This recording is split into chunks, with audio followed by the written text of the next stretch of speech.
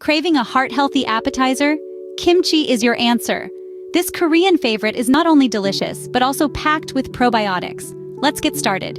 First, gather your ingredients.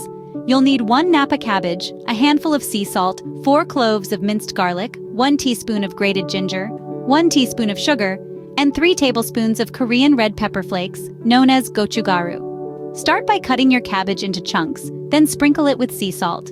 Let it sit for about 2 hours to soften. While waiting, mix your garlic, ginger, sugar, and gochugaru to create your spicy paste. Once your cabbage is ready, rinse it thoroughly and drain. Then apply your paste, making sure each layer of cabbage is coated evenly. Pack your kimchi into a jar, pressing down to eliminate air pockets. Let it ferment at room temperature for a day or 2, then refrigerate. Voila! Your heart-healthy kimchi is ready to enjoy. Remember, good things take time, so be patient with your fermentation. Until next time, happy healthy eating.